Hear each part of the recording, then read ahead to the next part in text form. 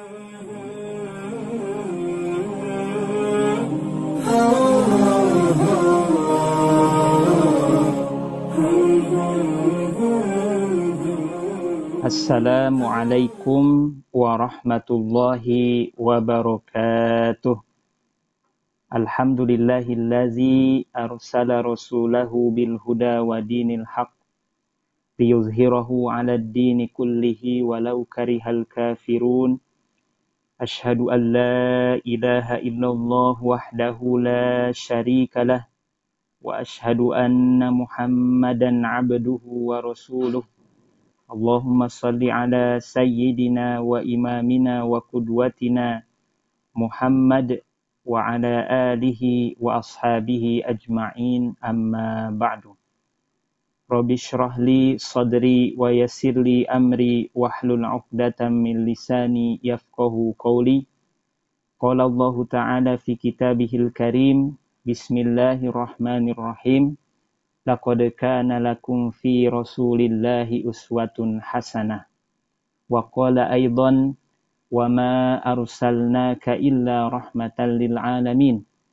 Wa qala nabiyuna Muhammad sallallahu alaihi wasallam, la yu'minu ahadukum hatta akuna ahabba ilaihi min walidihi wa waladihi wan nasi ajma'in. Al-hadis. Yang kami muliakan Ibu Popi Lestari selaku Ketua Kemuslimahan KMII Jepang. Yang kami hormati para pengurus Kemuslimahan KMII Jepang. Yang kami hormati moderator kita Ibu Eka Widya. Yang kami banggakan dan kami sayangi bunda-bunda sholihat. Semoga semuanya senantiasa dalam keadaan sehat walafiat, dimudahkan, diberkahkan setiap langkahnya, dan insya Allah semuanya dimuliakan oleh Allah. Amin ya rabbal alamin. Puja puji syukur kita haturkan, kita panjatkan kehadirat Allah Subhanahu wa Ta'ala yang telah memberikan kepada kita nikmat yang tak terhitung, tiada tara, yaitu nikmat sehat walafiat, nikmat iman, nikmat istiqomah, nikmat yang paling sedang kita rasakan kali ini, yaitu nikmat thalabul ilmi, belajar sirah nabawiyah, menyusuri senyum dan air mata perjuangan Rasulullah Sallallahu Alaihi Wasallam. Salawat beserta salam semoga senantiasa tercurah limpahkan kepada sang pembawa risalah yang pribadinya begitu indah. Kisah hidupnya dikagumi oleh sejarah. Dialah sang putra padang pasir yang telah mentransformasi minaz-zulumati ilan nur, dari kegelapan-kegelapan menuju cahaya, dari jahiliyah menuju islamiyah, yaitu Habibana wa Nabiyana wa Maulana Muhammad sallallahu alaihi wasallam. Tak lupa juga pada keluarganya yang suci dan mulia, para sahabatnya, para tabi'in, atba'ut tabi'in, dan insya Allah kepada kita semua yang rindu dan berharap besar bertemu dengan beliau, juga berharap besar menjadi penerus perjuangan beliau dan mendapatkan syafaatnya kelak di yaumil qiyamah. Amin ya rabbal alamin. Bunda-bunda sholihat yang dirahmati oleh Allah, di pertemuan kemarin kita sudah membahas tema keadaan dunia sebelum kelahiran Nabi Muhammad SAW. Kita jalan-jalan ke Romawi, ke Persia, ke anak benua India, ke agama-agama yang dekat dengan Islam, yaitu Ahlul Kitab, Yahudi dan Nasrani, yang mana setelah kita jalan-jalan dari peradaban-peradaban dan agama-agama itu, kita jadi tahu betapa kondisi saat itu sangat membutuhkan sekali suatu reformasi, sebuah cahaya baru, sebuah ajaran baru, yaitu agama Islam. Bahkan bukan hanya saat itu, sampai akhir zaman dunia selalu butuh kepada cahaya Islam. Ada satu pembahasan yang kemarin belum kita bahas, yaitu tentang bangsa Arab. Kenapa dibedakan temanya, tidak disatukan dengan yang kemarin? Karena bangsa Arab ini tempat dipilihnya Nabi Muhammad SAW. Juga penduduk yang mana bangsa Arab ini adalah orang pertama yang akan membawa panji-panji dakwah Islam ke seluruh dunia. Maka kita sangat layak membahas tema ini dengan tema yang khusus, yaitu tentang Jazirah Arab, tempat kelahiran atau tempat diutusnya Nabi Muhammad SAW. Setidaknya pada pertemuan kali ini kita akan membahas tema ini dengan 3 pokok tema besar. Yang pertama adalah ruang lingkup Arab. Apa sih Arab itu? Kita kan sering dengar Arab itu apa? Tapi apa saja ruang lingkupnya? Pembagian Arab itu seperti apa saja? Kedua, kondisi bangsa Arab. Bagaimana kondisi bangsa Arab ketika itu? Dari agama, dari segi moral, sosial, politik, dan lain-lain. Juga yang terakhir, kenapa Jazirah Arab dan bangsa Arab itu dipilih sebagai tempat turunnya agama Islam. Semuanya akan kita bahas satu persatu. Saya sudah share posternya, boleh Ibu Solihah semua lihat di poster supaya lebih mantap. Yang pertama adalah ruang lingkup Arab itu sendiri. Ruang lingkup Arab itu saya bagi 2, Ibu. Pertama, istilah Arab itu apa? Kedua, pembagian Arab itu apa saja? Istilah Arab itu ada 3. Pertama menurut bahasa, kedua menurut peradaban lain, dan ketiga menurut Al-Quran. Lalu nanti ada pembagian Arab, yaitu Arab Ba'idah, Arab Aribah, dan Arab Musta'ribah. Kita mulai dari yang pertama, yaitu istilah Arab itu sendiri. Menurut bahasa, kata Arab ini, Bu, menurut bahasa, ini diambil dari pendapat Syekh Ibnu Taimiyah, itu berasal dari suatu kaum yang terkumpul padanya 3 karakteristik. Yang pertama, salah satunya adalah bahasa mereka adalah bahasa Arab. Kaum itu berbahasa Arab. Kedua, mereka berasal dari anak keturunan Arab. Jadi harus jelas, turunan Arab bukan, maka disebut Arab. Dan bangsa Arab itu, Ibu Solihah semua, adalah bangsa yang sangat perhatian sekali terhadap silsilah keturunan. Sampai buyut, sampai di atasnya lagi, nenek moyang itu mereka hafal dan di luar kepala. Kalau kita kan mungkin ada ya silsilah keturunan, bani apa gitu. Sekarang lagi musim buat grup WhatsApp bani ini, buat grup WhatsApp bani ini, karena uyutnya namanya misalnya Mansur, jadi bani Mansur. Uyutnya namanya Mas'ud, jadi bani Mas'ud, dan lain-lain. Tapi hanya berhenti ke sana saja. Tapi kalau orang Arab itu sampai nenek moyangnya itu hafal di luar kepala. Tidak secara tertulis tapi di luar kepala. Nah, jadi mudah sekali kalau menganalisis nasab dari orang Arab, karena mereka sangat perhatian sekali terkait nasab ini. Nah, yang ketiga, tempat tinggal mereka adalah Jazirah Arab, yaitu semenanjung Arab. Ini kata Syekh Ibnu Taimiyah, bahwa kata Arab itu berasal dari suatu kaum yang terkumpul dalam kaum tersebut 3 karakteristik ini. Nah, tadi yang ketiga ada catatan, lihat, tempat tinggal mereka adalah Jazirah Arab. Menarik sekali, kata Jazirah itu diterjemahkan Pulau Arab. Jadi Jazirah Arab artinya Pulau Arab. Sementara Ibu semua tahu bahwa Arab itu bukan pulau, tapi semenanjung.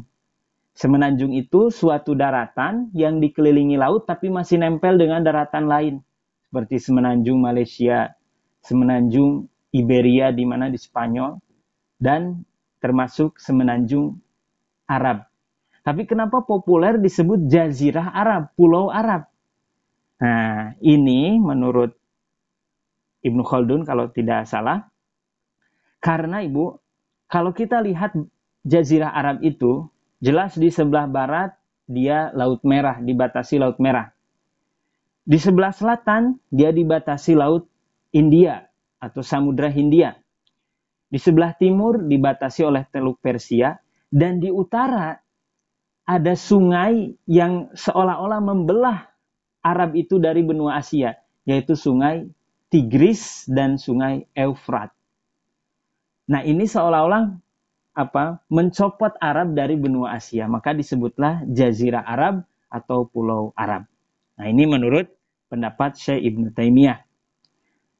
Kedua, menurut para ahli nasab, yaitu Arab Qohtoniyah, kata Arab ini, Bu Soleha semua, dinisbahkan kepada Ya'rub bin Qohton.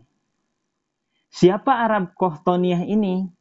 Nanti kita akan bahas di pembagian Arab, tapi secara singkat, secara garis besar, saya akan katakan bahwa Arab Qohtonian ini adalah Arab Selatan, yaitu Arab yang tinggal di Yaman. Ini secara garis besar. Mereka berpendapat bahwa Arab itu berasal dari kata Ya'rub bin Qohton, nenek moyang mereka. Ya'rub itu sama kata dasarnya dengan Arab, Aroba. Maka disebut Arab. Namun, orang-orang Arab Adnaniyah, yaitu orang Arab yang ada di Hijaz, Mekah, Madinah, atau Arab Tengah, ya, mengatakan enggak, justru Arab itu kembali kepada nenek moyang Arab Adnaniyah, yaitu Nabi Ismail, putra Ibrahim alaihissalam. Karena Nabi Ismail ini bukan orang Arab.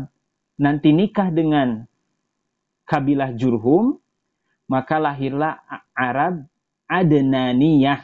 Nah, menurut mereka, justru Arab itu berasal dari Ismail, karena Ismail diberi julukan sebagai Abul Fasohah, bapak kefasihan daripada bahasa Arab. Itu menurut Arab Qohtoniyah. Menurut Arab Adnaniyah. Kemudian menurut peradaban lain, Arab itu apa? Kita lihat di sebelah kanan. Menurut bangsa Assyria, ini dalam manuskripnya ditemukan, Arab itu disebut Urbi, yang bermakna nomadisme. Nomad itu tidak menetap, tempat tinggalnya berganti-ganti, berpindah-pindah, dan keemiran yang berbatasan dengan negara mereka. Jadi dahulu Ibu, orang Arab itu berbatasan dengan negara Assyria. Assyria ini bukan Suriah, tapi Irak kuno dulu. Nah, suku-suku Arab ini karena sering berpindah-pindah akhirnya dekat dengan perbatasan Assyria. Dan dalam manuskrip mereka dikatakan bahwa orang-orang Arab ini disebut Urbi, yaitu nomadisme dan keemiran. Apa keemiran itu? Semacam suatu kumpulan masyarakat yang diketuai oleh seorang kepala suku atau kabilah, dan fanatik masyarakat ini kepada kepala kabilah ini. Itu disebut keemiran. Pemimpinnya disebut Amir. Nah, itu menurut bangsa Assyria. Sementara menurut bangsa Babylon ini sama juga bangsa yang tinggal di Irak, di antara sungai Tigris dan Eufrat. Disebut Mesopotamia, peradaban Mesopotamia, dalam bahasa Arab disebut Ma baina nahroin, yaitu peradaban yang ada di antara dua sungai. Nah, bahkan Babilonia ini Ibu lebih tua daripada Assyria. Jadi kedatangannya seperti ini kalau saya urut. Pertama bangsa Sumeria tinggal di antara dua sungai itu. Lalu bangsa Sumeria nanti dikalahkan oleh bangsa Akkadia. Datanglah nanti kerajaan Akkadia. Kerajaan Akkadia dikalahkan oleh bangsa Babilonia. Berdirilah kerajaan Babilonia. Babilonia nanti dikalahkan oleh bangsa Assyria. Lalu bangsa Assyria nanti dikalahkan lagi oleh bangsa Babilonia baru. Nah, raja yang terkenal dari bangsa Babilonia baru ini namanya adalah Nebukadnezar II, yang nanti meruntuhkan kerajaan Nabi Sulaiman setelah Nabi Sulaiman wafat, dan nanti memperbudak orang-orang Yahudi juga menghancurkan tempat ibadah Nabi Sulaiman atau Solomon Temple. Nanti ada Nabi Daniel di situ. Cuman kita panjang kalau cerita ke sana. Nah, menurut bangsa Babylon, orang Arab ini disebut Matu Arabi, yaitu tanah Arab atau masyarakat Baduy. Jadi mirip definisinya, intinya orang Arab itu nomad, berpindah-pindah, tidak menetap. Bangsa Persia bagaimana? Nah, bangsa Persia setelahnya yang tinggal di Iran sekarang, Ibu, mereka menyebut Arab ini dengan istilah Arbaya. Artinya sama, nomadenisme, berpindah-pindah, bangsa yang suka berpindah-pindah. Lalu ada lagi istilah bahasa Pahlawi. Pahlawi itu apa? Pahlawi itu sebuah bahasa yang merupakan cabang dari bahasa Persia. Jadi bahasa Persia itu, Ibu, ada 3 cabang. Pertama bahasa Persia kuno, kedua bahasa Persia pertengahan, nah ini yang disebut bahasa Pahlawi, lebih tua dari bahasa Sangsakerta. Dan ketiga ada bahasa Persia modern yang sekarang dipakai di Iran dan Tajikistan. Nah kalau bahasa Persia modern itu 60% sudah terislamisasi, sudah tercampur oleh kosakata Islam dan tulisannya juga sudah tulisan Arab, Arab Persia. Kayak kita dulu tulisan Arab Pegon atau di daerah Ibu Eka disebut Arab Melayu, di Malaysia disebut Arab Jawi. Nah di Persia itu menggunakan Arab Persia dan disebutnya bahasa Persia modern. Nah ini menurut bahasa Pahlawi, Persia pertengahan, Arab itu disebut Tashik. Tashik ya. Tashik. Nah sehingga nanti Ibu semua, orang-orang itu, orang Armenia dan orang Turki, justru malah nyebut Arab ini bukan, Tashik ini bukan ke Arab, tapi ke bangsa Persia sendiri. Mengapa demikian? Karena bangsa Persia ini lebih dulu Islam daripada bangsa Turki dan bangsa Armenia. Maka ketika bangsa Persia memeluk agama Islam setelah ditaklukkan oleh Khalifah Umar bin Khattab, lalu mereka jadi Islam, maka definisi Arab ini, Tashik ini, jadi merujuk ke Persia justru. Jadi orang Armenia nyebut Persia, Iran, Tashik. Orang Turki sampai sekarang nyebut ke Iran itu Tashik atau Tajik. Nah sehingga kita tidak aneh mengenal negara di Asia Tengah namanya apa? Tajikistan. Tajikistan ini tetanggaan dengan Uzbekistan. Nah, di sini kita cerita sedikit. Tajikistan dan Uzbekistan ini Ibu selalu berseteru tetangga. Mengapa demikian? Karena dulu dijajah Uni Soviet. Uni Soviet ini namanya penjajah ya. Mengadakan politik adu domba. Bangsa Tajikistan yang berbahasa Persia seperti Iran dikasih daerah timur yang di situ pegunungan dan sumber daya alamnya sedikit, dan penduduknya anehnya itu berbahasa Uzbek. Uzbek itu turunan Turki bahasanya. Sementara Uzbekistan dikasih Samarkand, Bukhara, Imam Bukhari, tempat lahir Imam Bukhari, yang mana mayoritas penduduknya justru berbahasa apa? Tajikistan, bahasa Persia. Nah, akhirnya sampai sekarang tuh Ibu gontok-gontokan tetangga. Gara-gara apa? Penjajah. Itulah penjajah. Meninggalkan negara itu pasti menyisakan apa? Gontok-gontokan. Sama dulu Indonesia kita diadu domba. Sampai sekarang ada terasa Ibu efeknya. Efek adu domba daripada Belanda itu masih sekarang ada. Nah itu Belanda dulu ke Indonesia, maka Uni Soviet pun ke Uzbekistan dan Tajikistan demikian. Nah intinya Tajik itu sebutan orang atau bahasa Pahlawi ke Arab, tapi menjadi sebutan untuk orang Persia juga. Kalau Tasik, nah Tasik itu beda. Kalau Tasik Malaya misalnya di Jawa Barat, itu beda lagi. Kita jangan ke sana dulu Ibu. Kata Tasik ini, sebutan Pahlawi ke orang Arab, nanti menjadi kosakata di Cina untuk menyebut Arab dengan istilah Tashi. Jadi Tashi itu sebutan Arab oleh orang Cina, disebutnya Tashi. Sementara Tasik Malaya yang di Jawa Barat, ini sedikit saya share, itu berasal dari kata menurut bahasa Sunda, Tasik itu kesik, ya kesik itu pasir, lalu Malaya itu ngalayah, jadi kesik atau pasir yang berhamburan di mana-mana, banyak kesik, banyak pasir di kota Tasikmalaya ini setelah meletusnya Gunung Galunggung. Walaupun ada pendapat lain yang ini tidak populer, mungkin ini wawasan bagi Ibu semua, bahwa Tasik itu berasal dari bahasa Melayu. Kalau tanya ke Ibu Eka, Tasik itu artinya danau.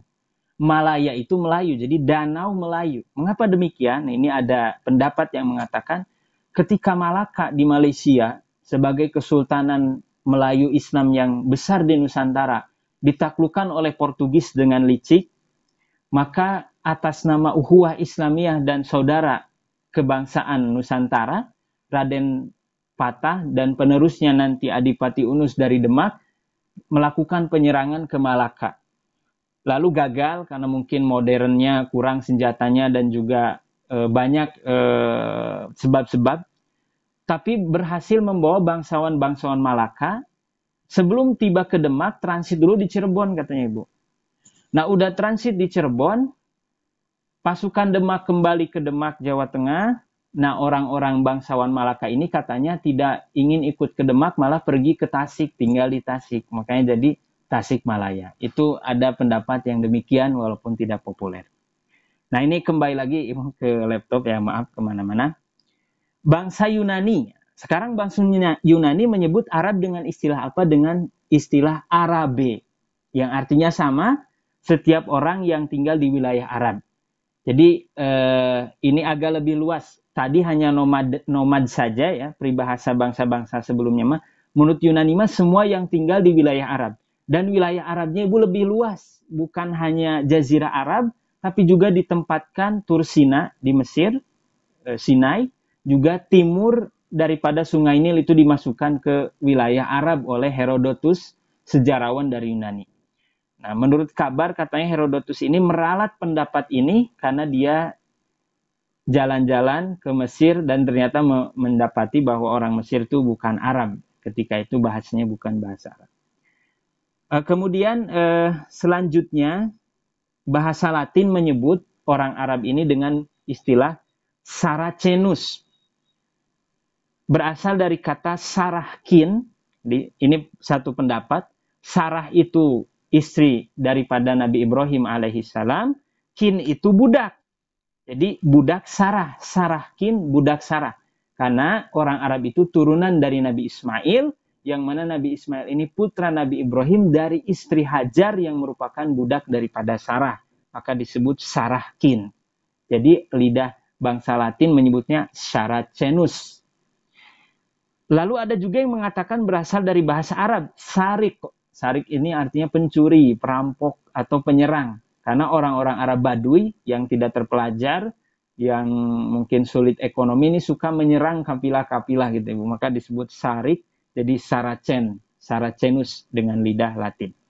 Ada juga yang mengatakan berasal dari kata syarqi. Syarqi ini artinya orang timur, lalu lidah Latin mengatakan Saracenus. Itu pendapat-pendapat para ahli bahasa terkait istilah Saracenus ini. Nah, istilah Saracenus ini Ibu semua nanti jadi istilah yang digunakan oleh orang Eropa ketika itu untuk menyebut setiap muslim. Jadi setiap muslim disebutnya Saracen atau dalam tanda kutip orang Arab. Padahal sebenarnya muslim bukan hanya orang Arab, tapi istilah Eropa itu menyebut setiap muslim disebut Saracen. Makanya ketika pasukan salib menyerang ke Yerusalem, ke dunia timur, mereka mengatakan mereka akan menyerang kerajaan Saracen, yaitu Arab. Padahal ketika itu yang berkuasa justru orang Turki, orang Kurdi, tapi tetap mereka mengatakannya sebagai Saracen, Arab. Gitu ya. Itu menurut bahasa Ibu. Intinya, menurut bahasa dan peradaban lain, Arab itu lebih kepada sebuah komunitas masyarakat yang masih nomaden. Itu pendapat yang garis besar dari peradaban lain itu. Sementara menurut bahasa tadi asalnya dari Kohton, dari Adnan, dan juga tadi diceritakan oleh Ibnu Taimiyah ada 3 karakteristik suatu kata itu, suatu bangsa itu dikatakan Arab. Nah menurut Al-Quran bagaimana? Menurut Al-Quran, pertama kita baca ayat yang pertama, Al-A'rabu asyaddu kufran wa nifaqan wa ajdaru alla ya'lamu hududa ma anzalallahu ala rasulih. Orang-orang Arab Badui itu lebih kuat kekafiran dan kemunafikannya dan sangat wajar tidak mengetahui hukum-hukum yang diturunkan Allah kepada Rasulnya. Di sini Quran pun seolah-olah sama dengan pendapat peradaban lain terkait bangsa Arab, yaitu dengan mengatakan Al-A'rab. Arab Badui. Jadi Arab itu seolah-olah hanya istilah untuk Arab yang Badui, bukan Arab yang menetap. Disebut asyaddu kufra wa nifaqan. Sangat kuat kekafiran dan kemunafikannya. Mengapa demikian? Karena gini, Ibu. Orang yang tinggal di pegunungan tentu berbeda dengan orang yang tinggal di kota. Orang yang tinggal di kota tentu lebih tahu etika dan terpelajar. Sementara orang yang tinggal di gunung, dia tidak ngerti etika mungkin seperti orang-orang kota. Dan karena pergaulannya terbatas, wawasannya sempit, cakrawalanya juga tidak luas, maka mereka menganggap bahwa hanya kepercayaan mereka lah yang benar, sementara kepercayaan yang baru yang menentang kepercayaan mereka itu adalah sesuatu yang tidak baik. Itu ditambah pergaulannya yang sedikit sehingga gagap dalam melihat perbedaan. Itu biasanya orang-orang gunung. Nah, orang Arab Baduy itu ketika itu karakteristiknya kayak gini, ketika Islam datang itu ya masih kekeh dalam keberhalaannya. Kenapa? Karena wawasannya sempit, cakrawala pandangannya tidak luas, sehingga jadi apa? Keras, kekeh kepada apa? Kepada agama berhalanya. Terus nifak juga, kemunafikannya lebih keras. Kenapa lebih keras? Karena tadi gagap sosial. Biasanya satu warna ketika di Baduy, kabilahnya saja, sukunya saja. Ketika datang ke Madinah, ada orang Islam, ada orang Arab yang sudah Muslim, akhlaknya sudah baik, dididik sama Rasulullah, gagap sehingga kadang mereka berbohong untuk cari aman, untuk menghindar perubahan-perubahan. Jadi nifak akhirnya, seperti munafik. Nah itu sedikit ya tafsirannya. Nah kemudian kita lihat di ayat yang lain, ini perwakilan saja Ibu. Al-Quran mengatakan, Inna anzalnahu Qur'anan Arabiyan la'allakum ta'qilun. Sesungguhnya kami menurunkannya Al-Quran dengan bahasa Arab agar kalian berpikir. Nah di sini Quran seolah-olah berbeda dengan pendapat peradaban-peradaban lain tadi. Quran di sini mengatakan bahwa bangsa Arab adalah bangsa yang secara lisan berbahasa Arab. Jadi semuanya, mau yang di pegunungan, Baduy tadi, yang di padang pasir, nomaden, mau yang di kota, tetap Arab. Nah ini Quran jadi menyatukan semua Arab.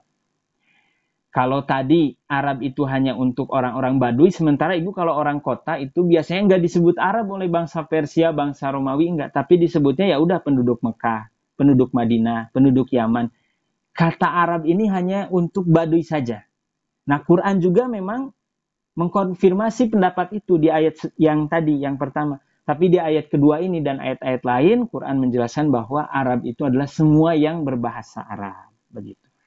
Nah, itu ruang lingkup Arab, Ibu ya. Kemudian kita lanjut ke selanjutnya, pembagian Arab. Arab itu menurut para ahli Ibu semua terbagi 3. Pertama adalah Arab Baidah, yaitu kaum-kaum Arab terdahulu yang sudah punah. Seperti kaum Ad, ini disebut di Quran. Kaum Samud disebut juga di Quran.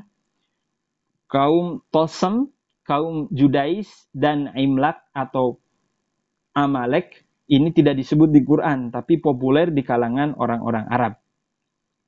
Nah, kaum Ad ini mungkin Ibu semua sudah pernah tahu ya. Kaum Ad ini adalah kaum yang mana diutusnya Nabi Nuh kepada mereka.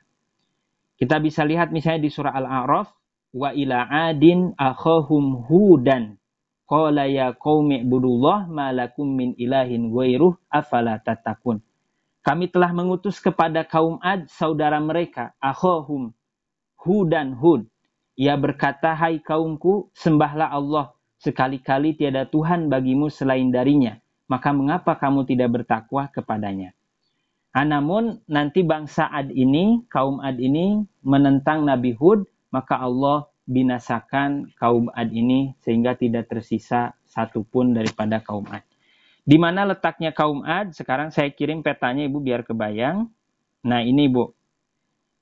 Nah itu yang paling bawah tuh ada kaum Ad, titik merah di bawah. Itu lokasi kaum Ad. Di sekitar utaranya Hadramaut, di bawah gurun Rubu'u al-Khali, gurun terluas di dunia, yaitu di semenanjung Arab. Nah disitulah terletak kaum Ad yang sudah Allah musnahkan. Itu Arab yang sudah musnah Ibu. Fisiknya kuat, tapi menentang Allah Subhanahu wa taala, maka Allah musnahkan. Kemudian kaum yang termasuk Arab Baidah ini adalah kaum Samud. Kaum Samud ini kaum yang mana Nabi Soleh alaihi salam diutus kepadanya.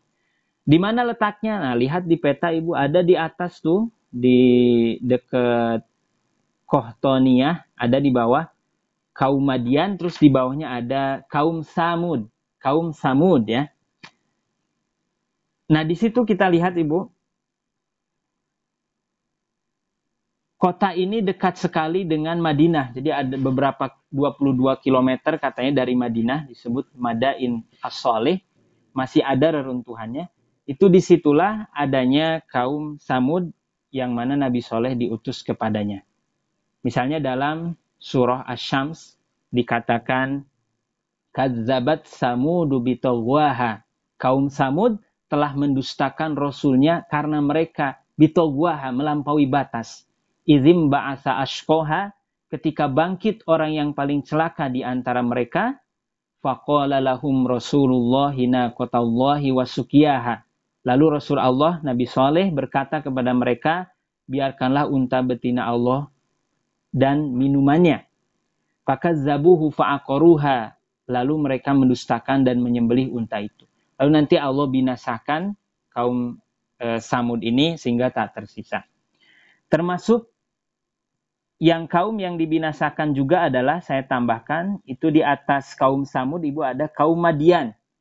Nah, kaum Madian ini juga Allah musnahkan karena mereka tidak mengikuti ajaran Nabi Allah, yaitu Nabi Syuaib. Nanti Nabi Syuaib diutus ke mereka, mereka tidak mengikuti ajaran Nabi Syuaib ini, tetap merampok, tetap suka ngurangi timbangan, tetap menyembah pohon, namanya pohonnya itu Aikah Ibu. Maka nama lainnya disebut dengan Ashab Aikah kalau di Quran. Yaitu orang-orang yang menyembah pohon Aikah. Pohon Aikah itu kalau di kita mungkin mirip pohon beringin gitu ya. Jadi dia itu ada pohon tapi ada melilit-melilitnya itu. Nah, itu disebut Aikah. Mereka sembah. Nanti Nabi Syuaib datang ke sana, mereka tetap durhaka kepada Allah sehingga Allah binasakan. Itu Arab Baidah. Selanjutnya ada Arab Aribah. Arab Aribah ini adalah kaum Arab yang berasal dari keturunan Ya'rib bin Yasjub bin Qahtan. Jadi begini Bu ceritanya. Nabi Nuh alaihi salam ini kan putranya itu ada 4. Kan'an, Sam, Ham, dan Yafuz. Kan'an tenggelam bersama istri Nabi Nuh. Yang tersisa anaknya itu 3 anak Nabi Nuh itu. Sam, Ham, dan Yafuz. Sam ini nanti melahirkan bangsa Arab, bangsa Yahudi, bangsa Irak, ya, pokoknya bangsa Timur Tengah termasuk bangsa Eropa. Ciri-cirinya adalah kulitnya misalnya putih atau merah, badannya tinggi ya, ras Kaukasus kalau bahasa kita sekarang itu turunan Sam bin Nuh. Nah nanti adiknya yaitu Ham ini menurunkan bangsa-bangsa yang berkulit gelap seperti India, India Selatan apalagi, Tamil dan lain-lain, Afrika, Papua, orang asli di Malaysia ya, namanya ada orang asli, termasuk bangsa Mesir Selatan dekat Sudan. Itu Mesir itu tidak semuanya putih ke Arab-Arab, kalau selatan dekat Sudan itu juga hitam. Nah ini Ham. Kemudian Yafuz. Yafuz ini menurunkan bangsa-bangsa seperti Mongolia, berkulit agak kuning-kuningan, matanya sipit. Yajuj Ma'juj, Ibu pernah dengar Yajuj Ma'juj? Yajuj Ma'juj itu bangsa perusak yang masih saudaraan dengan bangsa Mongolia, Tatar, dan Turki. Makanya Turki, Mongolia, Tatar, Yajuj Ma'juj itu seni bertempurnya luar biasa, semangat perangnya kuat karena memang turunan Yafuz. Termasuk bangsa Cina dan Korea dan Jepang juga masih dari turunan Yafuz. Makanya seni militer di negara Jepang, Korea, Cina itu hidup. Cuman yang paling murni tentu bangsa Mongolia Ibu ya, yang memang sangat dekat dengan Yajuj Ma'juj, Turki, Tatar, bangsa Mongolia ini.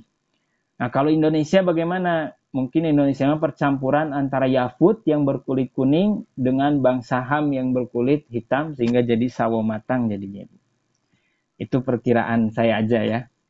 Nah, kemudian tadi kembali, Sam ini nanti melahirkan banyak bangsa-bangsa, di antaranya adalah bangsa Ibrani, yaitu Yahudi, turunan Nabi Ibrahim dan lain-lain. Terus bangsa Sam dari Kohton ini. Kohton ini masih sama kembalinya ke Sam, sama dengan Nabi Ibrahim alaihissalam. Nah, menurut para ulama nasab, Arab itu, Arab yang asli ini adalah Arab yang aribah ini, Arab yang orsinil. Karena memang tidak tercampur dengan darah bangsa lain. Disebutnya Arab Kohton, karena dia turunan dari Ya'rib. Nah, di sini tadi diambil kata Arab, bin Yasjub bin Kohton atau Arab Kohtonia.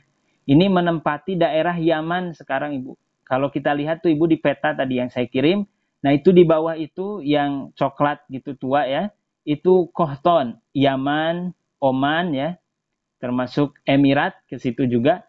Terus nanti mereka ini pas terjadinya bobolnya bendungan Ma'rib di kerajaan Sabah, berimigrasi ke utara tuh, yang coklat tua juga di atas tuh, yang dekat kaum Madian, kaum Samud, itu juga Kohton pada pindah ke sana. Nah, sementara yang ketiga Arab Musta'ribah atau kaum-kaum Arab yang berasal dari Adnan. Adnan ini siapa? Adnan ini ada yang mengatakan putra Nabi Ismail langsung, ada yang mengatakan bukan putra langsung, tapi semacam cucu atau apalah itu.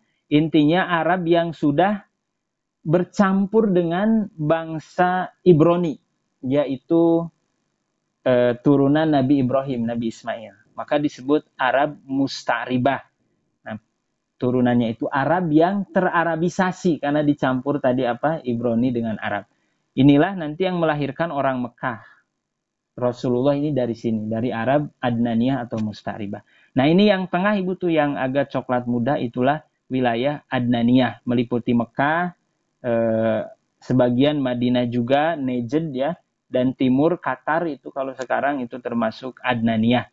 Begitu pembagian Arab. Oke, kemudian itu Ibu ya, dari ruang lingkup Arab seperti itu. Selanjutnya kita ke poin kedua, yaitu kondisi bangsa Arab. Kondisi bangsa Arab bisa kita bagi kepada 4. Pertama secara agama, kedua secara sosial, ketiga secara moral, keempat secara politik. Pertama secara agama. Agama bangsa Arab ketika cahaya Islam datang, menjelang datang, itu menyembah berbagai sesembahan. Awalnya mereka semua ini, karena memang agama Nabi Ismail yang merupakan warisan dari Nabi Ibrahim, itu menauhidkan Allah, hanya menyembah Allah Subhanahu wa Ta'ala. Tapi lama-kelamaan ajarannya ini terkotori, termusyrikan dengan sekutu-sekutu yang seharusnya itu bukan dituhankan, Ibu ya. Pertama kita lihat mereka ini menyembah malaikat. Menurut kacamata orang Arab ketika itu Ibu, malaikat ini kan suruhannya Allah. Malaikat ini diberi tugas oleh Allah. Nah, menurut logika mereka, karena malaikat ini adalah suruhan Allah dan punya tugas dari Allah, maka malaikat ini pun punya semacam SK untuk memutuskan atau menghentikan sesuatu. Karena malaikat punya kemampuan itu, menurut logika mereka, maka malaikat ini pun harus kita sembah, bukan hanya Allah. Nah, mulailah disekutukan tuh Allah dengan malaikat. Lebih jauh lagi mereka mengatakan, malaikat ini bahkan putri-putrinya Allah. Jadi dikasih jenis kelamin tuh Ibu malaikat. Jadi malaikat itu menurutnya adalah putri-putri Allah. Nah, ini sesungguhnya tidak logis Ibu ya. Bagaimana mereka menyatakan malaikat yang begitu agung sebagai putri-putri Allah, sementara mereka ini sangat benci ke perempuan Ibu orang Arab ketika itu. Nah, ini tidak logis sebenarnya, tapi ya itulah namanya jahiliyah. Kedua, menyembah jin. Jin, ruh, dan hantu. Jin, ruh, dan hantu ini dianggapnya punya hubungan khusus dengan malaikat, karena sama-sama makhluk gaib, itu menurut Arab. Karena sama-sama makhluk gaib, maka ruh nenek moyang pun punya hubungan dengan jin, dengan ruh, dengan hantu, dengan malaikat. Maka sejajar posisinya dengan malaikat, dituhankan lagi Ibu. Maka dipertuhankanlah arwah nenek moyang, jin, dan ruh. Nah, suku atau kabilah yang terkenal suka nyembah jin itu namanya Bani Malih, gitu ya, di Arab. itu menyembah jin.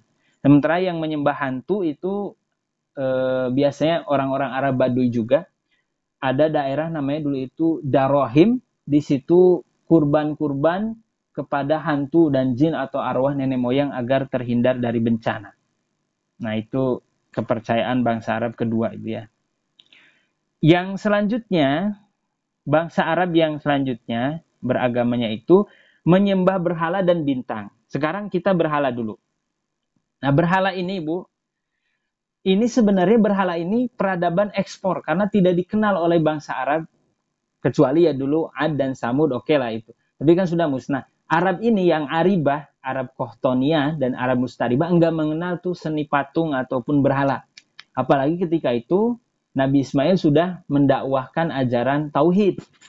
Nah, cuman ketika itu ada seorang tokoh di Mekah yang dia ini dermawan banget. Jadi orangnya dermawan, suka berbuat baik, punya karisma yang luar biasa, jadi karismatik ya, seorang pemimpin yang baik. Dia ini suka dagang juga. Ketika ke Syam, melihat bahwa di Syam ini penduduk-penduduknya menyembah berhala. Nah, dia pakai logika sederhana gini. Kan Nabi Ibrahim itu datangnya dari Syam, dari Suriah, dari daerah Syam sekarang. Mereka ini lebih dekat hubungannya dengan Nabi Ibrahim. Mereka pun yang lebih dekat hubungannya dengan Nabi Ibrahim menyembah berhala. Maka kita pun harus ikut menyembah berhala. Nah, akhirnya ini Amru bin Luhai ini pulang dari Syam membawa berhala namanya Hubal, dewa bulan dari Suriah. Hubal ini menurut para sejarawan, dia terbuat dari batu akik merah, Ibu. Tangannya tapi patah. Nah, nanti sama orang-orang Arab Mekah diganti dengan emas tangannya ini. Dengan emas. Jadi tangannya dari emas, badan semuanya dari batu akik.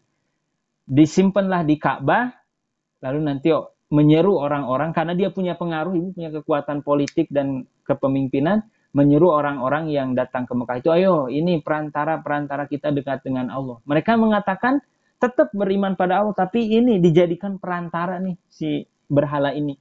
Nah, akhirnya menyebarlah berhala di setiap kabilah-kabilah. Nah, ditambah lagi katanya ini, Bu, Amru bin Luhai ini dapat ilham dari setan, Ibu. Jadi setannya ngabarin dalam mimpi bahwa berhala-berhala kaum Nabi Nuh yang dulu udah musnah oleh banjir, itu lokasinya dikasih tahu sama setan, Ibu. Sehingga Amru bin Luhai ini mendatangi lokasi tersebut dan benar ada tuh berhala-berhala pengikut Nabi, bukan pengikut Nabi Nuh, umat Nabi Nuh yang membangkang itu. Maka digali lagi, lalu disebarkan ke orang Arab. Nah, cuman walaupun banyak berhala di orang Arab, Ibu ya, yang populer itu adalah tadi itu Hubal, ini di Mekah, yang dibawa oleh Amru bin Luhai dari Suriah. Lalu ada Lata ini di Taif. Kemudian ada Uzza di Wadi Nakhlah. Kemudian ada Manat, ini di pesisir Laut Merah. Ini yang paling besar di antara berhala-berhala Arab. Banyak, cuman ini yang terkenal dan disebut di dalam Al-Quran. Nah, itu Ibu berhala ya. Kemudian bintang. Nah, bintang ini menurut Cakrawala berpikir orang Arab, karena bintang ini adalah, maksud bintang di sini Ibu bukan hanya bintang ya, maksudnya matahari, bulan itu kan termasuk bintang. Termasuk bintang timur atau planet Venus. Kan planet Venus itu kalau pagi-pagi suka bercahaya tuh. Kalau fajar, maka disebutnya bintang juga oleh orang Arab ketika itu, bukan planet. Nah, mereka nyembah itu ada yang matahari, bulan, bintang, ataupun planet Venus yang bersinar di pagi hari. Menurut Cakrawala berpikir mereka, karena bintang ini adalah makhluk Allah yang besar, yang ikut mengatur dunia, maksudnya mengatur alam semesta, karena kan matahari, bulan itu lahir orbit dan lain-lain, maka mereka mengatakan berarti dia juga punya kekuatan yang harus kita sembah. Akhirnya ada yang menyembah matahari, menyembah bulan, menyembah bintang, menyembah planet Venus tadi. Nah itu. Kemudian selanjutnya adalah agama Yahudi dan Nasrani. Agama Yahudi dan Nasrani ini juga masuk ke Jazirah Arab, khususnya kalau Nasrani Ibu masuk ke daerah Yaman di wilayah namanya Najron. Di situ banyak orang Nasrani. nanti dibantai sama raja Yahudi, orang Arab yang memeluk agama Yahudi namanya Zunawas. Nanti kita cerita di politik Arab ya. Sekarang belum. Nah intinya Nasrani itu ada di Arab, tapi tidak banyak. Dulu di Najran banyak, di Taif ada. Kemudian Yahudi. Nah Yahudi ini jelas ada. Kenapa? Karena Yahudi nanti eksodus dari Palestina, dari Syam ke Madinah. Kapan orang Yahudi eksodus dari Palestina ke Madinah? Menurut para sejarawan itu sebelum Masehi. Ketika Romawi menaklukkan Syam dan Israel, bangsa Yahudi sadar tidak bisa melawan, mereka eksodus ke Madinah. Itu pendapat pertama. Ada juga yang mengatakan setelah pendapat pertama tadi itu datang lagi eksodus Yahudi lagi ke Madinah, yaitu setelah mereka memberontak kepada Romawi di tahun 70 Masehi, memberontak kepada Kaisar Titus. Gagal lalu pergi ke Madinah. Di tahun 132 sampai 135 Masehi mereka memberontak lagi di zaman Kaisar Hadrianus dan gagal lalu mereka ke Madinah. Selain motifnya lari dari Romawi, sebenarnya mereka itu sudah sadar bahwasannya Nabi akhir zaman itu, kata mereka di dalam Tauratnya, akan diutus di daerah yang mana tempat hijrahnya itu, Ibu, tempat hijrahnya itu banyak kebun kurma dan dikelilingi oleh gunung-gunung hitam yang dulunya berapi. Karena kan Madinah itu, Ibu, dikelilingi gunung ya. Itu dulunya berapi zaman dahulunya. Nah, maka mereka tahu bahwa itu Madinah menanti kedatangan Nabi Muhammad SAW itu. Cuman kalau pas datang nanti malah jadi orang yang menentang. Itulah watak Yahudi dari dulu. Ya. Nah, itu agama orang Arab ketika itu. Kemudian sosial. Sosial orang Arab, perdagangannya adalah, dulunya perdagangan orang Arab itu hanya terfokus di Arab Selatan, yaitu di Yaman, di bangsa Arab Qohtoniyah. Namun lama-kelamaan ketika orang Arab Adnaniyah juga yang di Mekah pusatnya berhasil menggulingkan, ketika itu ada namanya suku Jurhum dan Amalek, Ibu. Lalu supremasi Mekah ini diambil oleh orang Quraisy, maka perdagangan mulai terjadi di Arab Adnaniyah ini. Sehingga nanti justru yang memonopoli perdagangan ini adalah orang-orang Arab Adnaniyah, yaitu di Mekah. Sehingga terkenal Mekah para pedagang, sementara Madinah nanti para petani karena tanahnya subur. Perdagangan ini menjadi salah satu ciri khas daripada bangsa Arab. Sehingga nanti kan Islam datang ke Indonesia juga ceritanya dibawa oleh para pedagang. Padahal bukan. Para ulama yang juga punya keahlian pedagang sebenarnya, bukan para pedagang. Intinya ekonomi itu tak terpisah dari kehidupan orang Arab. Sampai sekarang kan Ibu. Kita lihat Emirat dan Qatar itu bukan semata-mata mereka ini pinter apanya. Bukan semata-mata punya minyak, tapi pinter juga bisnis. Kayak pesawatnya kan pernah jadi tuh Emirat itu dan Etihad itu sebagai pesawat terbaik di dunia. Cuma sekarang rekornya kalah sama Singapura ya. Dulu itu pertama terus, sekarang kedua, ketiga. Nah itu menunjukkan jiwa entrepreneurship Arab itu masih ada sampai sekarang. Nah, perdagangan dari dulu sudah terkenal orang Arab ini, sebagaimana dikabarkan di surah Al-Quraisy. Kemudian kemajuan sastra. Orang Arab ini sangat menyukai sastra, Ibu. Dan sastranya itu beda dengan kita sekarang. Kalau kita sekarang nulis sastra ditulis di buku, ngarang perlu waktu yang lama. Orang Arab mah enggak. Kalau orang bersyair lalu dia tulis dulu dalam sebuah buku, itu tanda justru dia ini bodoh atau cerdasnya kurang. Karena itu tidak spontan, itu harus mikir dulu gitu. Nah, Arab dulu mah enggak. Dikatakan penyair itu kalau spontan langsung ngeluarin kata-kata tanpa salah dan bersyair indah gitu. Nah, tahapan derajat orang yang punya sastra ini lebih tinggi daripada kepala suku, bahkan jenderal perang, Ibu. Kalau seorang keluarga punya anak penyair, itu bisa kaya mendadak dan bisa naik harkat derajatnya. Bahkan suatu suku yang berperang, kalau ada penyair yang terampil bisa damai. Pun demikian sebaliknya, suku yang damai, misalnya dua suku tetanggaan ini damai, tapi penyairnya ini provokator, bisa terjadi perang tanpa sebab. Nah, Syair-syair ini saking begitu diagungkan, nanti yang terbaik itu ditulis sama juru tulis, walaupun masyarakat Arab tidak pembaca dan penulis, tapi ada lah sebagian kecil yang bisa nulis, nanti ditempel di Ka'bah sebagai tanda syair terbaik di antara para penyair Arab. Kalau di kita mungkin Ibu ada preman pasar, ada adu gulat, ada di Jepang karate. Di Arab dulu enggak Ibu. Karatenya istilahnya memang ada gulat, ada di Arab. Cuman yang paling prestisius itu adalah diadu syair di pasar Ukaz. Jadi diadunya syair, bukan diadu otot gitu. Nah, ini kecintaan sastra orang Arab itu sangat tinggi. Selanjutnya adalah rendahnya derajat perempuan. Dalam kacamata orang Arab, Ibu, perempuan itu adalah beban. Karena tidak bisa seperti laki-laki mungkin tuh ya. Maka kalau ada bayi perempuan lahir itu pilihannya dua Ibu. Apakah dikubur hidup-hidup atau dibiarkan hidup tapi dalam kehinaan. Maksudnya dalam kehinaan apa? Tidak dapat warisan. Bahkan mungkin nanti ya diwarisi sama keluarga mertuanya dan lain-lain. Makanya dalam Al-Quran diceritakan wa idal mau'udatu su'ilat. Apabila bayi perempuan itu ditanya kan, bi ayyi dzambin qutilat.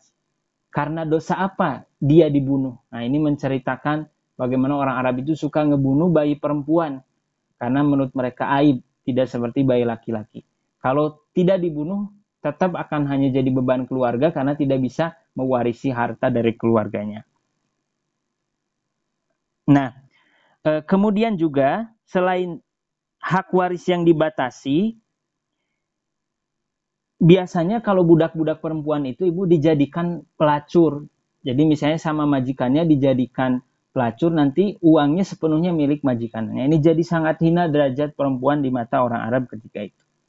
Kemudian nomadisme. Orang Arab itu sekali lagi tadi adalah orang yang suka berpindah-pindah. Ini wajar karena kondisi alamnya yang kering, kondisi alamnya yang tidak subur sehingga harus mencari rumput dan sumber mata air yang baru sehingga mereka berpindah-pindah.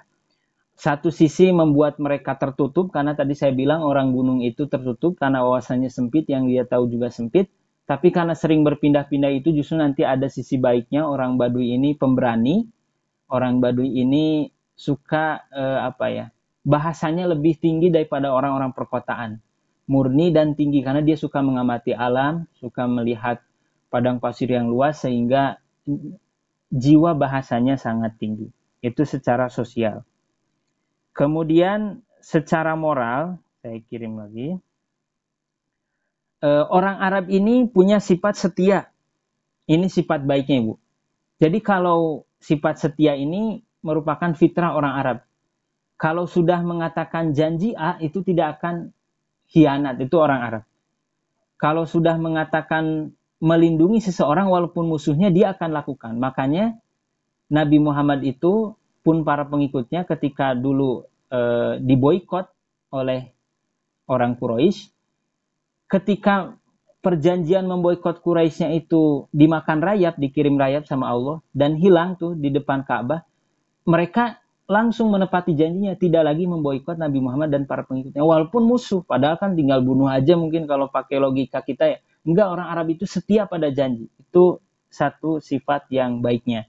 Suka menolong juga Ibu. Tak peduli Anda kenal atau tidak kenal, Anda musuh ataupun teman, kalau bertamu ke rumah akan dijamu. Kalau datang ke Mekah, walaupun kabilah ini misalnya tidak dikenal, baru kenalnya ketika ke Mekah aja, akan disambut. Bahkan lebih baik makanan untuk keluarga sendiri tidak ada daripada tidak menyambut tamu. Jadi mental menyambut tamu ini adalah mental sejati orang Arab. Itu Ibu, sangat dermawan orang Arab itu dalam hal menolong. Kemudian tadi dan dermawan itu udah sekalian. Kemudian menjaga harga diri dan kehormatan. Nah, orang Arab itu walaupun tadi ada misalnya perzinahan, pelacuran gitu ya, membunuh bayi perempuan, itu sebenarnya karena harga diri yang memang salah penyalurannya, Bu. Karena mereka tidak mau menanggung hina anak perempuan dan nanti harus dibunuh, maka mereka seperti itu akhirnya. Jadi itu timbul karena semangat ingin menjaga harga diri dan kehormatan. Nah, termasuk nanti ini Nabi Muhammad SAW misalnya pernah mengatakan bercerita bahwa dulu di zaman beliau sebelum jadi Rasul, masih belum ada Islam, orang-orang Arab Quraisy ini mengadakan sebuah perkumpulan yang namanya Hiflul Fudul. Kumpulan orang-orang yang punya keutamaan. Jadi orang yang punya jabatan, hartanya banyak, berkumpul, punya komitmen sama-sama membela orang-orang yang terzalimi. Nah, Nabi Muhammad hadir pas di acara peresmian Hiflul Fudul ini. Itu orang jahiliyah tapi punya keutamaan seperti ini. Makanya kata Nabi, kalau saya diajak lagi untuk ikut Hiflul Fudul di zaman Islam ini, la'ajabtuhu, maka aku akan ikut kepada kumpulan tersebut. Nah, ini pun pelajaran Ibu bagi kita bahwasannya walaupun datang dari non-muslim asalkan kebaikan, kita bisa bersama-sama dengan misalnya non-muslim, apalagi sama-sama sebangsa, kerjasama kemanusiaan, kerjasama kebersihan, kerjasama memberantas narkoba, itu kan sama-sama kebaikan, boleh. Nabi Muhammad juga itu, seandainya katanya di jalan Islam ada Hifdul Fudul, saya mau ikut. Nah, ini dalil bahwa semua yang bukan dari Islam itu berarti harus ditolak. Enggak. Selama sama-sama kebaikan, boleh kita kerjasama dalam kebaikan itu, dan selama tidak menodai akidah dan syariat kita dibolehkan. Nah, itu menjaga harga diri dan kehormatan. Kemudian selanjutnya adalah minum arak, perjudian, dan pelacuran. Nah, arak ini menjadi karakteristik masyarakat Arab. Dan araknya ini tentu beda Ibu, karena dia terbuat dari kurma. Dia lebih, efek memabukannya lebih tinggi daripada misalnya arak di Indonesia yang dari beras, pun sake di Jepang yang dari beras. Atau wine di Rusia itu yang dari jelai ya, dari gandum, atau wine mah dari anggur ya, whisky gitu ya, yang dari jelai itu padahal itu katanya alkoholnya tertinggi, tapi lebih menyeramkan kurma Ibu, dari kurma. Karena kurma mah kalau mabuk pakai alkohol kurma itu langsung teler, tidak ada lagi tahapan-tahapannya tapi langsung teler. Nah, itu kebiasaan orang Arab ketika itu Ibu. Arak ini sudah tak terpisahkan. Walaupun menurut Dr. Aid Al-Qarni, tidak semua orang Arab suka minum arak. Khususnya orang-orang yang terhormat, mereka menganggap bahwa minum arak ini menghilangkan wibawa. Karena self-controllingnya hilang. Maka tidak semua juga suka minum arak. Cuman mayoritas masyarakat Arab ketika itu suka minum arak. Perjudian juga ini populer. Dan perjudiannya ini beda dengan perjudian zaman kita sekarang Ibu. Masih mending orang Arab. Tadi saya bilang, Arab itu punya karakter-karakter baik, cuman salah penyalurannya. Mereka judi itu, Ibu. Judi itu berkumpul di suatu tempat, misalnya. Di situ dilakukan judi. Nah, di luar itu unta berjajar dan juga fakir miskin berjajar. Jadi nanti siapa yang menang, maka dia berhak untuk menyembelih unta lawannya. Misalnya terus dia menang sampai akhirnya dia pemenang terakhir, nanti pas keluar itu si daging untanya dibagiin ke fakir miskin, lalu uangnya itu juga dikasih ke fakir miskin, bukan untuk kekayaan pribadi. Jadi sebenarnya sifat dermawannya bagus, cuman salah caranya dengan judi gitu. Nah, itu tak terpisahkan judi itu, walaupun tujuannya tadi baik, tapi tetap caranya salah, dan ini tak terpisahkan dari karakter orang Arab. Pelacuran juga demikian. Nah, biasanya wanita-wanita Arab ketika itu mendirikan kemah-kemah dan dengan tanda ada bendera merah saat itu tanda pelacur. Dan pelacuran ini Ibu bukan hanya secara resmi pelacuran bayar seperti itu, enggak, tapi juga pelacuran yang bersifat sistem nikah yang mirip pelacuran. Misalnya ada gini nih istilahnya. Kalau zaman sekarang mungkin kumpul kebo. Poliandri, perempuannya satu, laki-lakinya banyak berzina. Lalu nanti ketika hamil, si perempuan yang dijinahinya ini datang ke semua laki-laki yang pernah berzinah tadi. Lalu dengan instingnya mungkin ya, terserah dia, nunjuk salah satu laki-laki itu, dan si laki-laki yang ditunjuk itu harus siap tanggung jawab jadi bapaknya. Nah, itu metode pertama. Kedua, biasanya cari dukun. Jadi setelah melakukan zina ke banyak laki-laki atau bareng-bareng dengan laki-laki itu, nanti datang dukun, lalu dukun itu diundang bersama para laki yang pernah berzinahnya, lalu nanti dukunnya ini ngasih isyarat, tuh si itu bapaknya. Maka harus siap-siap orang itu jadi bapaknya. Tapi masih mending Ibu, perzinahan itu masih ada tanggung jawabnya. Sekarang mah kan nggak ada tanggung jawabnya Ibu ya, perzinahan itu aborsi dan nauzubillah. Atau mungkin kita lebih jahiliyah dari orang Arab, nauzubillah Ibu ya. Nah, semoga Allah menjaga kita dari perbuatan tersebut. Itu perzinahan. Ada juga pernikahan yang sama perzinahan selain tadi itu namanya istibdo. Istibdo itu jadi cari bibit unggul. Si suami itu memerintah kepada si istrinya, nikah kamu tidur dengan lelaki terhormat atau penyair terhormat, orang kaya yang sangat kaya misalnya, atau ahli perang ternama. Nah, nanti sudah beberapa minggu atau berapa bulan sudah positif hamil, kembali lagi bersama suami aslinya. Itu namanya istibdo, ibu, cari bibit unggul. Sehingga nanti anak turunannya ini jadi bibit bangsawan gitu, dari bibit bangsawan, padahal bukan dari dirinya, bukan dari suaminya, dari orang lain. Dan ini bukan hanya terjadi di Arab, ternyata di Romawi pun sama, ibu. Bangsa Romawi itu kaisar-kaisarnya disinyalir itu bukan murni turunan kaisar pendiri Roma, bukan. Tapi merupakan yaitu tadi bibit unggul dari jenderal-jenderal Romawi ketika itu. Jadi ada panglima perang terkenal misalnya di Romawi, nanti disuruh tidur dengan ratu, lalu nanti dari ratu itu lahir bibit unggul dari si jenderal itu dengan harapan nanti menjadi penerus yang tangguh. Ternyata bukan hanya di Arab, itu pun ada di mana? Di Romawi, ya. Nah, kemudian pertengkaran dan perkelahian. Orang Arab itu dulu suka berkelahi hal-hal yang sepele, Ibu. Gara-gara pacuan kuda, misalnya kalah, terus yang satu nggak nerima, jadi perang tuh, Ibu, sampai 40 tahun. Gara-gara salah manah kepada unta suku lain, tidak terima suku lain itu, akhirnya terjadi perang. Itulah karakter Arab, sehingga sulit disatukan dan keras kepala fanatisme kepada suku-suku masing-masing. Maka wajar ketika Persia dan Romawi itu tidak ingin ngejajah Arab. Kenapa? Keras kepala, sulit, Ibu, dikendalikannya. Terus tanahnya juga tandus. Apa yang coba mau diambil manfaatnya? Bangsanya keras, tanahnya tandus. Nah, tapi nanti Islam merevolusi masyarakat Arab ini yang tadinya keras kepala menjadi bersatu padu, saling mencintai. Yang tadinya bangsa tidak diperhitungkan, dari tanah yang tandus justru jadi pusat dunia yang diperhatikan, yang didatangi oleh setiap bangsa-bangsa, dan nanti membangun peradaban yang tinggi melebihi peradaban Romawi dan Persia. Itu Islam, ya. Kemudian politik. Nah, selanjutnya adalah politik. Kita kalau ngebahas kerajaan Arab ini terlalu luas karena sudah ada sejak jauh sebelum datangnya agama Masehi, bahkan sejak zaman Nabi Sulaiman, terkenal Ratu Bilqis dan lain-lain. Nah, saya yang paling dekat aja, mungkin Ibu yang dekat dengan kelahiran Nabi Muhammad, itu saya kirim dulu petanya sebentar. Nah, kita lihat, Ibu, di peta di sini, yang warna kuning itu di sebelah timur itu ada Persian Empire. Ini adalah kerajaan Persia, kekaisaran Persia, Iran sekarang, Afghanistan, Pakistan. Lalu yang ungu itu ada Roman Empire, Romawi Timur.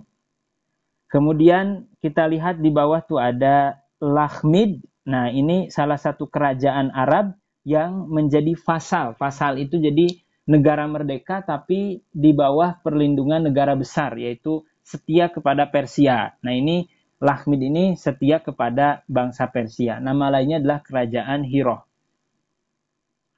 atau Munazoroh. Kemudian Munazaroh. Kemudian di samping Lakhmid itu ada Ghosanid. Ghosan ini kerajaan Arab juga, tapi dia setia kepada Romawi. Jadi yang satu Lakhmid setia ke Persia, Ghosan ini setia kepada Romawi. Kadang kalau terjadinya perang, ya berarti Ghosan dan Lakhmid sama-sama Arab, perang juga karena keberpihakannya berbeda. Nah, termasuk yang bawah tuh, Ibu, yang warna oranye, Oman, ya, Yaman di bawah, itu warnanya sama dengan Lakhmid, itu pun menjadi vasal bangsa Persia. Nah, itu keadaan politik ketika itu.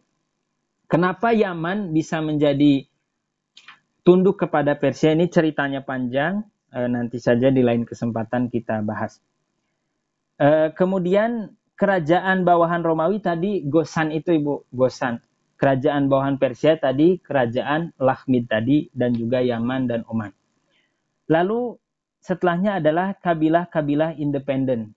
Ada juga kabilah-kabilah yang tidak tunduk kepada Persia dan Romawi, termasuk pemerintahan di Mekah itu tidak tunduk kepada Romawi dan Persia.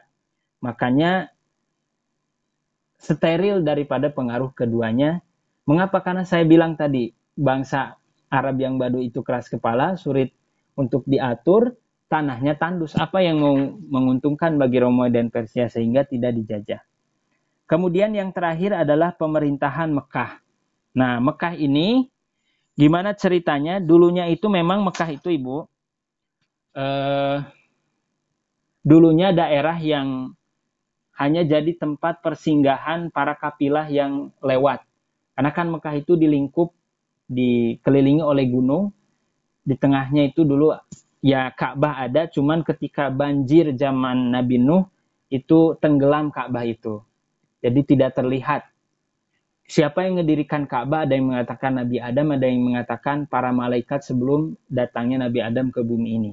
Di situ perbedaan pendapat. Tapi yang jelas nanti Nabi Ibrahim dengan Nabi Ismail, karena kan Siti Hajar dibawa ke Mekah oleh Nabi Ibrahim, nanti Nabi Ismail membesar di Mekah, dan nanti setelah besar Nabi Ibrahim dan Nabi Ismail mendirikan kembali Ka'bah. Jadi mengangkat kembali, pondasinya masih ada, lalu dikasih lagi bata-bata sehingga jadi tinggi. Cuman di zaman Nabi Ibrahim itu enggak dikasih atap, Ibu.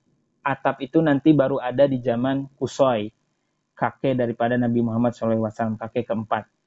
Nah, ketika Hajar dan Ismail tinggal di Mekah ini dan menemukan air Zam-Zam, nanti dari Yaman ini, Bu, dari bawah, karena ketika zaman dulunya itu kerajaan Sabah itu bendungan Ma'ribnya itu runtuh. Bendungan Ma'rib itu bendungan yang diceritakan di Quran di surat Sabah. Laqad kana li sabaim fi maskanihim ayah, kan ada di surat Sabah. Itu cerita tentang bendungan Ma'rib yang terkenal. Karena bendungan Ma'rib itu nanti buah-buahan, sayur-sayuran begitu subur di kerajaan Sabah. Sampai katanya kalau kita jalan, cukup kita menaruh kantong atau wadah di atas kepala kita, maka buah berjatuhan sendiri ke wadah itu tanpa kita petik saking suburnya.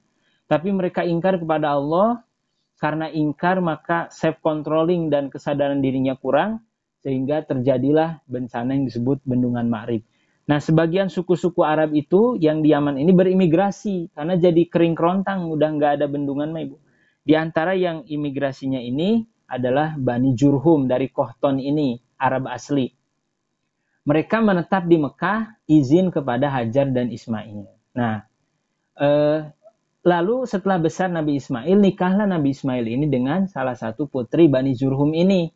Dan Nabi Ismail belajar bahasa Arab ke Jurhum ini, maka dari Nabi Ismail lah ini lahir bangsa Arab yang disebut tadi Musta'ribah, atau bangsa Arab yang tercampur dengan darah Nabi Ismail alaihissalam di Mekah ini. Nah, Jurhum menguasai Mekah kurang lebih hampir 1000 tahun, Ibu ya, karena sudah lama sekali. Tapi nanti ada bangsa baru yang namanya Amalek datang ke Mekah juga, lalu mengkudeta Jurhum yang berkuasa di Mekah. Sementara keturunan Nabi Ismail, yaitu Adnaniyah, itu tidak ikut dengan pertentangan politik ini, netral aja. Yang penting mereka tinggal di Mekah, siapa yang jadi penguasa Mekah terserah, mau Jurhum silakan, mau Amalek silakan. Nanti Amalek dikudeta lagi sama Jurhum. Nah, lalu Jurhum nanti ini direbut lagi kuasaannya sama bangsa Khuza'ah. Jadi suku Arab Khuza'ah yang sama juga datang dari Yaman, Arab Kohton juga. Suku Khuza'ah ini mengkudeta Jurhum, dan di zaman suku Khuza'ah inilah berhala tadi datang ke Mekah, yaitu di bawah pemimpin Amru bin Lu'ay tadi, Ibu, yang saya ceritakan. Nah, dimulailah paganisme, penyembahan berhala di Mekah dan menyebar ke seluruh jazirah Arab. Lalu nanti ada revolusinya tapi senyap, tidak frontal, yaitu oleh seorang bernama Kusoi. Kusoi ini kakek kelima dari Nabi Muhammad SAW ke atas. Kusoi ini pandai berdagang, ganteng, karismatik, disukai orang, sehingga diangkat menantu sama Khuza'ah ini. Lalu nanti beliau ini setelah diangkat jadi menantu, si ketua Khuza'ah ini nggak punya penerus, yang perempuan menolak untuk jadi pemimpin Khuza'ah yang baru di Mekah. yang laki-laki juga menolak, akhirnya Qusay diangkat. Sehingga kembali lagi kepemimpinan Mekah itu kepada turunan Nabi Ismail alaihissalam, yaitu Arab Adnaniyah. Nah, cuman orang Huza'ahnya juga tetap tidak menerima. Mungkin tadi ketua sukunya karena mertuanya ngebolehin, tapi kerabat-kerabatnya nggak nerima, karena ini seolah beralih ke klan Quraisy ini, ke Qusay ini yang merupakan turunan daripada Nabi Ismail alaihissalam. Maka terjadi di situ peperangan. Nah, akhirnya kalah Huza'ah, dan dari situlah dimulai pemerintahan Mekah di bawah kekuasaan suku Quraisy. Quraisy itu maknanya bisa jadi pedagang, karena suka dagang, karena Qusay ini terampil dagang dan turunannya ahli dagang semua penduduk Mekah ini. Ada juga yang mengatakan Quraisy itu artinya ikan hiu, karena memang orang Quraisy ini punya kedudukan terhormat di antara orang-orang Arab. Mengapa demikian? Mereka menguasai Mekah, mereka turunan Nabi Ismail alaihissalam, dan ekonominya kuat sehingga seperti hiu di lautan yang memang punya kedudukan terhormat di antara ikan-ikan lain. Demikian juga Quraisy. Nah, independen ini mah bukan kerajaan, tapi lebih kepada klan ya yang menguasai wilayah Mekah ini. Jadi nggak punya raja, tapi klan. Dibagi-bagi nanti antar suku, ada yang mengurus air, ada yang mengurus kunci Ka'bah, ada yang mengurus tentara, ada yang mengurus perdagangan. Setiap suku yang mana termasuk turunan Nabi Ismail itu mengelola Mekah secara bersama-sama. Nah, ini pemerintahan Mekah. Nah, keadaan seperti inilah Ibu bangsa Arab sebelum kelahiran Islam. Lalu terakhir sedikit saja Ibu, terakhir hikmah dipilihnya Jazirah Arab. Pertama, kita lihat di situ karena lokasinya strategis Ibu semua. Lokasinya strategis. Bayangkan kalau misalnya Islam turun di Papua Nugini, itu bagaimana sampainya Islam ke dunia. Apalagi ketika itu mungkin belum ada orang atau mungkin baru sedikit. Jangan jauh-jauh ke Papua Nugini. Kalau ditaruh di Kalimantan aja itu susah Ibu. Karena di tahun itu, tahun 600-an Ibu semua, itu di Jawa Barat aja baru ada kerajaan Tarumanegara dan pemimpinnya orang India, bukan orang kita. Ada kerajaan Kutai juga di Kalimantan, itu pun sulit dilacak karena memang terbatas akses dan sumber-sumbernya. Dia masih sangat mungkin masih banyak hutan dan lain-lain kalau di Indonesia. Di Jepang apalagi, Jepang ketika itu belum jadi negara kesatuan, masih di bawah daimyo, walaupun sudah ada kaisar. Sementara Arab itu adanya Romawi, ada Persia, berada di tengah-tengah dua peradaban besar ini. Manusia terkumpul di Timur Tengah semuanya. Penduduk paling banyak di Timur Tengah ketika itu, maka cocok Arab sebagai wilayah yang diturunkannya wahyu. Kemudian sedikit lagi, kondisi sosial masih murni Ibu tadi. Orang Arab itu walaupun dia tadi punya kekurangan ini dan itu, tapi tidak terkontaminasi kemewahan dunia seperti Romawi. Orang Romawi itu kan kemarin saya ceritakan intrik politik, kemewahan, perzinahan dan lain-lainnya itu karena punya kekuatan politik dan lain-lain. Juga belum terkontaminasi pemikiran-pemikiran filsafat kayak Yunani atau Persia misalnya. Persia itu kan kemarin saya bilang Ibu perdebatan agama antara Maniisme yang tidak membolehkan segala cara, Mazdakisme yang membolehkan segala cara sehingga tidak ada moral dan lain-lain. Kalau Islam lahir di tengah-tengah itu agak nanti ada prasangka-prasangka, wah ini pasti kelanjutan filsafat dari Persia nih kalau Islam misalnya muncul di Persia. Atau kalau muncul di Romawi, ini kekuatan Romawi aja ingin menguasai dunia. Wajar Islam menguasai dunia, kenapa? Ya memang dari Romawi, empire yang kuat, kekuasaan yang kuat. Atau dari India juga, wajar India itu bangsa berperadaban. Mungkin itu agama yang lahir dari dialektika agama-agama di India. Gitu banyak prasangka-prasangka. Sementara orang Arab itu masih murni Ibu tadi. Menghormati tamu, itu prinsip Arab sejati walaupun jahiliyah. Setia kepada kaumnya walaupun kadang sampai membelanya itu walaupun salah dibela, tapi masalah setianya itu bagus. Dermawannya, integritasnya itu semua itu cocok untuk dibentuk oleh Islam dan tidak ada pemikiran apa-apa, masih kosong Ibu, masih masyarakat yang tidak bisa membaca. Nabi Muhammad aja tidak bisa membaca sehingga nanti tidak ada prasangka ini Nabi Muhammad ini memang filosof, jadi ngarang sendiri ajarannya. Enggak ada. Kenapa lah Nabi Muhammad enggak baca dari siapa-siapa? Orang Arab juga enggak bisa baca, bangsa ummi. Tapi kok bisa nanti memimpin peradaban dunia dan menaklukkan Romawi dan Persia. Sehingga terasa banget keajaibannya. Dan mereka siap dibentuk. Yang mendakwahkan Islam itu harus siap dibentuk. Coba kalau turun lagi ke Yahudi. Repot Bu, Yahudi itu tukang apa? Tukang membantah nabinya. Atau turun ke Kristen. Juga repot. Kristen lagi pertentangan antara kemarin Ortodoks dan Katolik. Maka dipilihlah Arab karena masih murni kondisi sosialnya. Kemudian ada rumah ibadah pertama yaitu Makkah. Makkah itu rumah tertua, rumah ibadah tertua yang dibangun oleh malaikat menurut pendapat, dan juga ada yang mengatakan oleh Nabi Adam, lebih tua dari Masjidil Aqsa. Maka pantas Arab dipilih. Kemudian juga mukjizat abadi, turunnya Al-Quran dengan bahasa Arab yang merupakan bahasa paling mantap, paling banyak kosakatanya, dan juga di antara bahasa yang tertua dan paling bertahan lama hingga sampai sekarang. Saya bilang tadi Bu, kosakatanya ada 24 juta, sehingga firman-firman Allah itu bisa tersampaikan dengan sempurna karena makna-maknanya itu dalam. Kosakata untuk unta saja ada 800 Ibu anonimnya. Untuk kata anjing ada 100. Itu saking banyaknya. Maka cocok bahasa Arab dipilih sebagai bahasa Al-Quran, dan dia sebagai mukjizat abadi terbukti karena bangsa yang tidak diperhitungkan, bangsa yang suka bertengkar, bangsa yang misalnya tadi apa Ibu, tandus, tidak punya apa-apa, bukan yang berpengetahuan, bisa nanti meruntuhkan Romawi dan Persia dan menjadi cahaya bagi dunia. Logikanya, yang tandus aja bisa jadi peradaban besar, apalagi peradaban yang subur kayak Indonesia, apalagi negara-negara yang maju, lebih bisa lagi. Entoh yang tandus aja dirubah jadi penguasa dunia, apalagi yang justru sudah lebih baik daripada tanah Arab.